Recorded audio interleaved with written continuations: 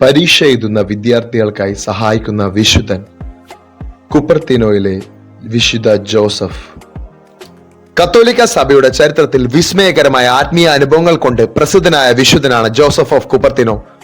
ദൈവസന്നിധിയിൽ ആഴമായ പ്രാർത്ഥനയിലാകുന്നപ്പോൾ നിലത്തുനിന്നും ഉയർന്ന് നിലകൊണ്ടതുപോലുള്ള അത്ഭുതങ്ങൾ കാരണം വായുവിൽ പറക്കുന്ന വിശുദ്ധൻ എന്ന പേരിലും അദ്ദേഹം അറിയപ്പെട്ടിരുന്നു.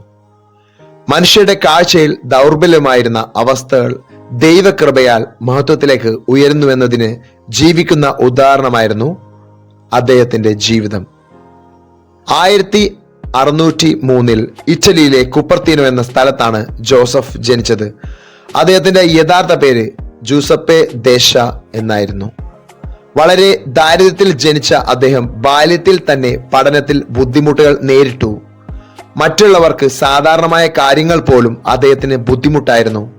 അതിനാൽ പലരും അദ്ദേഹത്തെ പരിഹസിക്കുകയും ബുദ്ധിയില്ലാത്തവൻ എന്ന് കരുതുകയും ചെയ്തു. എന്നാൽ ഈ ദൗർബല്യങ്ങൾക്കിടയിലും അദ്ദേഹത്തിന്റെ ഹൃദയം ദൈവസ്നേഹത്താൽ നിറഞ്ഞിരുന്നു. യൗവനത്തിൽ മതജീവിതത്തിലേക്ക് പ്രവേശിക്കാൻ അദ്ദേഹം പലവട്ടം ശ്രമിച്ചെങ്കിലും ആദ്യം പലരും അദ്ദേഹത്തെ നിരസിച്ചു. ഒടുവിൽ ഓർഡർ ഓഫ് ഫ്രയാർസ് മൈനൽ കൺവെൻഷ്വൽ എന്ന ഫ്രാൻസിസ്കൻ സന്യാസ സഭയിൽ പ്രവേശിക്കാൻ അദ്ദേഹത്തിന് സാധിച്ചു. പഠനത്തിൽ പിന്നോക്കം നിന്നിരുന്നിട്ടും ദൈവകൃപയാൽ അദ്ദേഹം പുരോഹിതനായി അഭിഷിക്തനായി. ഈ സംഭവങ്ങൾ തന്നെ അദ്ദേഹത്തിന്റെ ജീവിതത്തിൽ ദൈവത്തിന്റെ പ്രത്യേക ഇടപെടലുകളെ സൂചിപ്പിക്കുന്നു. വിശുദ്ധ ജോസഫിന്റെ ജീവിതത്തിലെ ഏറ്റവും ശ്രദ്ധേയമായ ഭാഗം അദ്ദേഹത്തിന്റെ അത്ഭുതകരമായ ആത്മീയ അനുഭവങ്ങളാണ്. ദൈവത്തിന്റെ നാമം കേൾക്കുമ്പോഴോ ദൈവത്തെ ധ്യാനിക്കുമ്പോഴോ അദ്ദേഹം ആത്മീയ ആനന്ദത്തിൽ മുങ്ങി നിലത്തുനിന്ന് ഉയരാറുണ്ടായിരുന്നു.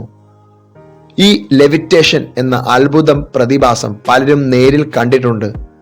അന്നത്തെ പാപ്പയായിരുന്ന പോപ്പ് അർബാൻ 8 ഉൾപ്പെടെ നിരവധി വ്യക്തികൾ ഇതിന് സാക്ഷികളായിരുന്നു.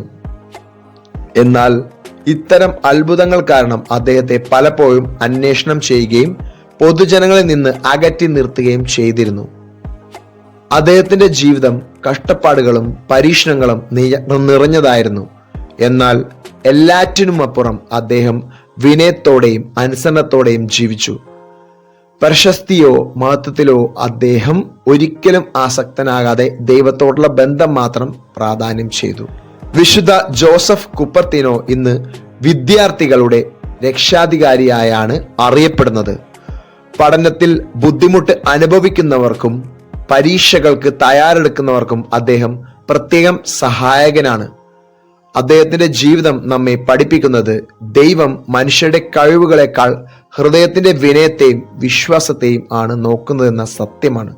1767 പോപ്പ് ക്ലെമന്റ് 13 അദ്ദേഹത്തെ വിശുദ്ധനായി പ്രഖ്യാപിച്ചു. സെപ്റ്റംബർ 18 അദ്ദേഹത്തിന്റെ തിരുനാൾ ആഘോഷിക്കുന്നത്. വിശുദ്ധ ജോസഫിന്റെ ജീവിതം നമ്മെ ഒരു മഹത്തായ ആത്മീയ പാഠം പഠിപ്പിക്കുന്നു. ദൗർബല്യങ്ങൾ ദൈവത്തിന്റെ കൃപയ്ക്ക് വഴിയൊരുക്കുമ്പോൾ ഒരു മഹത്തായ അനുഗ്രഹങ്ങൾക്കായി മാറുന്നു. മനുഷ്യരുടെ പരിധികളെ മറികടന്ന് ദൈവത്തിന്റെ പൂർണ്ണമായി ആശ്രയത്തിൽ വരുന്ന ദൈവപൈതൃകളെ ദൈവം എങ്ങനെ ഉയർത്തുന്നു എന്നതിന് അദ്ദേഹത്തിന്റെ ജീവിതം സാക്ഷ്യമാണ്. കത്തോലിക്ക സഭയിലെ അത്ഭുത വിശുദ്ധന്മാരിൽ ഒരാളാണ് സെയിന്റ് ജോസഫ് ഓഫ് കുപ്പർത്തിനോ. മനുഷ്യ ബുദ്ധിയുടെ മാനദണ്ഡങ്ങളിൽ പരാജയമായി തോന്നിയ ഒരു ജീവിതം ദൈവകൃപയാൽ എത്ര ഉയർന്ന ആത്മീയതയിലേക്ക് ഉയരാമെന്നതിന് അദ്ദേഹം ജീവിക്കുന്ന ഉദാഹരണമായാണ് കാണിച്ചു തന്നത്.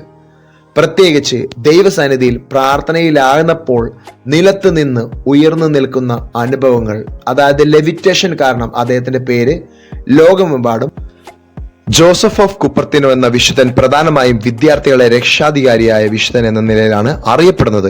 അദ്ദേഹത്തിന്റെ ജീവിത പരിസരങ്ങളും അത്ഭുതങ്ങളും അടിസ്ഥാനമാക്കി അദ്ദേഹത്തെ വിവിധ മേഖലകളിൽ രക്ഷാധികാരിയായി കണക്കാക്കുന്നു. വിശുദ്ധ ജോസഫ് കുപ്പർത്തിനോയുടെ രക്ഷാധികാര മേഖലകൾ ഇവയെല്ലാമാണ്. വിദ്യാർത്ഥികൾ പഠനത്തിൽ ബുദ്ധിമുട്ടുകൾ അനുഭവിച്ചിരുന്നിട്ടും ദൈവകൃപയാൽ വിജയിച്ചതിനാൽ അദ്ദേഹം വിദ്യാർത്ഥികളുടെ രക്ഷാധികാരിയായ വിശുദ്ധനാണ്.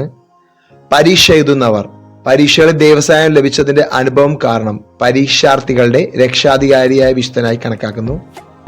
പഠന ബുദ്ധിമുട്ടുകൾ ഉള്ളവർക്ക് വേണ്ടി ഓർമ്മശക്തി കുറവ്, പഠനത്തിലെ പിന്നാക്കം എന്നിവ ഉണ്ടായിരുന്നുവെങ്കിലും ദൈവകൃപയാൽ മുന്നേറിയതിനാൽ പഠന ബുദ്ധിമുട്ടുകൾ അനുഭവിക്കുന്നവരുടെ രക്ഷാധികാരിയായ വിശുദ്ധനായി അദ്ദേഹത്തെ കണക്കാക്കുന്നു.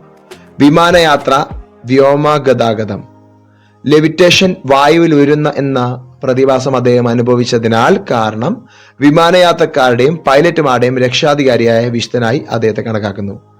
ആഴത്തിലുള്ള പ്രാർത്ഥനയും ദൈവാനുഭവങ്ങളും കാരണം ആത്മീയ വളർച്ച, ആത്മീയ ജീവിതത്തിൽ മുന്നേറാൻ ആഗ്രഹിക്കുന്നവരുടെ സഹായക വിശുദ്ധനായി കണക്കാക്കുന്നു.